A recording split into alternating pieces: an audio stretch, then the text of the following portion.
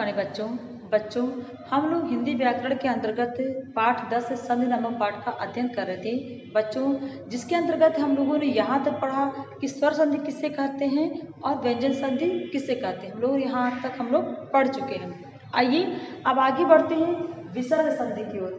बच्चों, विसर्ग संधि की परिभाषा है कि जब भी विसर्ग के आगे कोई भी स्वर या व्यंजन आता है तो विसर्ग में जो परिवर्तन या विकार होता है उससे हम कहते हैं विसर्ग संधि। अब यहाँ पे जैसे देखिए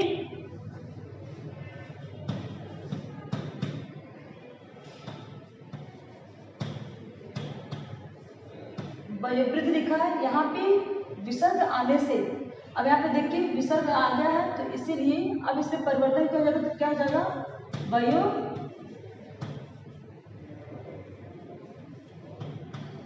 तो इस तरह से विसर्ग में परिवर्तन आ गया है तो इसको हम कहेंगे बच्चों विसर्ग संधि। अब यहाँ पे देखते हैं, आइए देखते हैं कि विसर्ग संधि की पहला नियम क्या है। तो यदि अ के बाद क्या लिखा है, यदि अ के बाद विसर्ग हो और आगे किसी भी वर्ग का तृतीय चतुर्थ पंचम वर्ण या फिर य र ल व ये व्यंजन हो तो जो है विसर्ग में परिवर्तन हो जाता है, यानी कि विसर्ग जो है आ से ओ में परिवर्तित हो जाता है।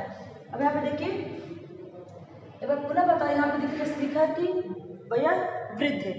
यहाँ पे आप देखिए, यहाँ पे हम बता रहे कैसे ये है। तो यहाँ पे देखिए बच्चों,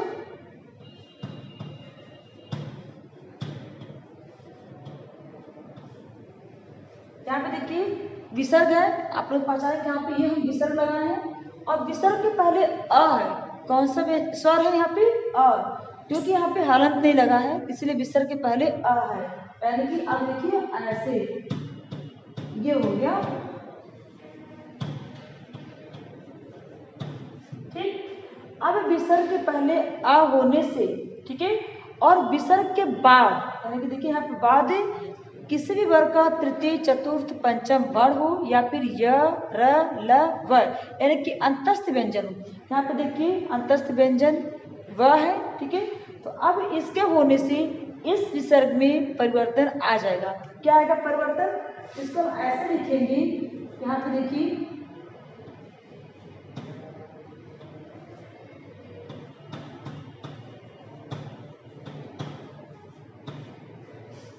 अभी विसर्ग हट गया बच्चों यहाँ पे, और यहाँ पे जो हलंत लग गया, अब इसमें आ गया ओ। तो इस तरह से अब यहाँ देखिए ऐसे लिखाएगा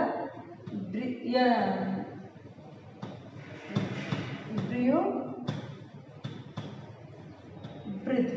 इस तरह से विसर्ग के तहत यहाँ पे देखिए विसर्ग हट करके ओ लग गया है, इस तरह से इसको हम विसर्ग संधि कहते हैं और इस तरह से हम बनाएंगे।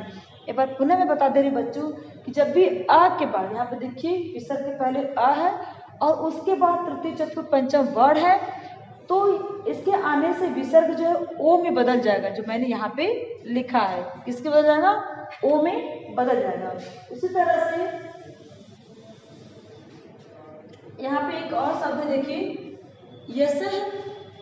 यस गान।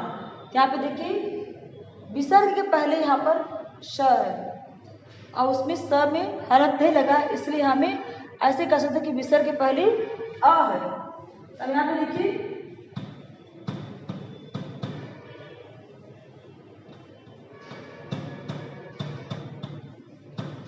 देखिए विसर्ग के पहले अ है और विसर्ग के बाद तृतीय व्यंजन है, यानी कि क ख ग यानी कि क वर्ग का तृतीय व्यंजन है, तो इसके आने से विसर्ग जो है ओ में बदल जाएगा। तो हम इसको ऐसे लिखेंगे यशोगान, ठीक है। उसी तरह से तपोवन, मनोबल, इस तरह से हम लिख सकते हैं कि यहाँ पर तप लिखा है ना, तो हम इस तरह से करेंगे तपोवन, यानी कि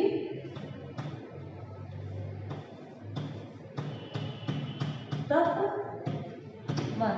यहाँ पे विसर्ग होने से आने से यहाँ पे ओ की मात्रा में विसर्ग परिवर्तित हो जाएगा, इस तरह से बना तपोवन।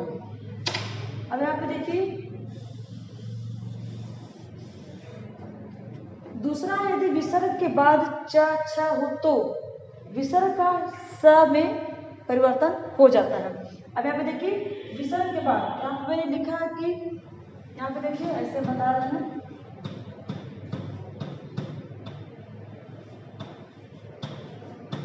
यहाँ पे देख लीजिए यहाँ पे विसर्ग लगा है, ठीक, और विसर्ग के पहले जो है स्वर है और विसर्ग के बाद क्या है, च या च है। हमने भी बताया था कि विसर्ग के पहले यानी कि कोई स्वर हो और विसर्ग के बाद च या छ होता है तो विसर्ग जो है स में बदल जाएगा। अब यहाँ पे देखिए विसर्ग के बाद जो च है तो अब ये च आने से या छ आने से विसर्ग जो है स में बदल जाएगा। इसको हम ऐसे लिखेंगे निश्चय,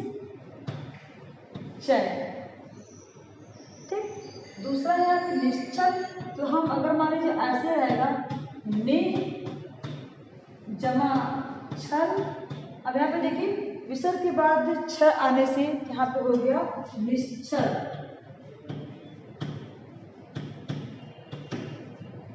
इस तरह से आपका बच्चों यहाँ पे विसर्ग संधि में परिवर्तन होता है, ठीक है। पहला देखिए यहाँ पे कि विसर्ग के बाद यदि च नियम देखिए, यदि विसर्ग के बाद च छ हो तो विसर्ग जो है स में परिवर्तित हो जाएगा। हम इसको ऐसे बार हम पुनः बता दे रहे हैं आप लोग को।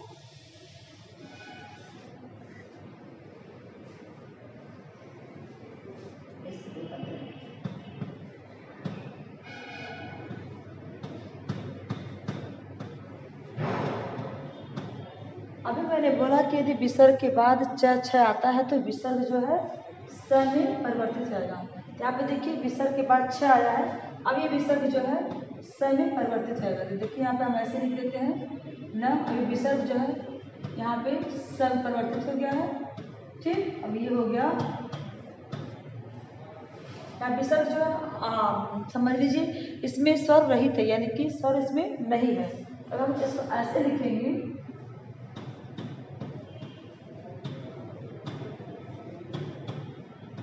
निश्चल, इस तरह से आप लोग का ये विसर्ग।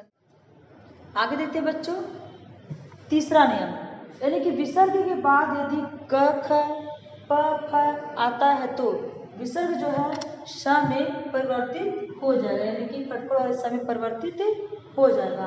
अब यहाँ पे देखिए जैसे यहाँ पे देखिए नहीं, यहाँ पे विसर्ग है, ठीक है, और उसके आगे प आया है। तो अभी मैंने कहा कि यदि विसर्ग के बाद क ख या प फ आता है तो विसर्ग जो है इस वाले समय यानी कि खटखड़ वाले समय में परिवर्तित हो जाएगा।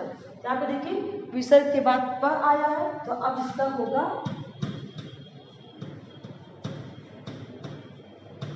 निष्पक्ष। क्या होगा इसका? निष्पक्ष होगा, क्योंकि यहाँ पे ये विसर्ग जो है श में परिवर्तित हो गया। दूसरा है निकाम, यहाँ पर भी देखिए कि विसर्ग के बाद क आया है। अभी मैंने कहा कि विसर्ग के बाद यदि क ख प फ आता है तो विसर्ग जो है खटखड़ वाले स में परिवर्तित हो जाएगा। यहाँ पे देखिए विसर्ग के बाद क आया है तो हम इसको ऐसे लिखेंगे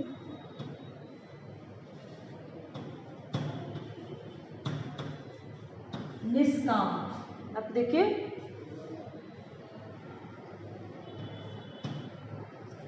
ठीक, ये हो गया निष्काम। तो बच्चों इस तरह से विसर्ग संधि आप लोग के पाठ्यक्रम में जो दिया गया है उससे संबंधित यहाँ पे मैंने कुछ शब्द बताए हैं, आप लोग इन सबको कॉपी में लिख लीजिएगा।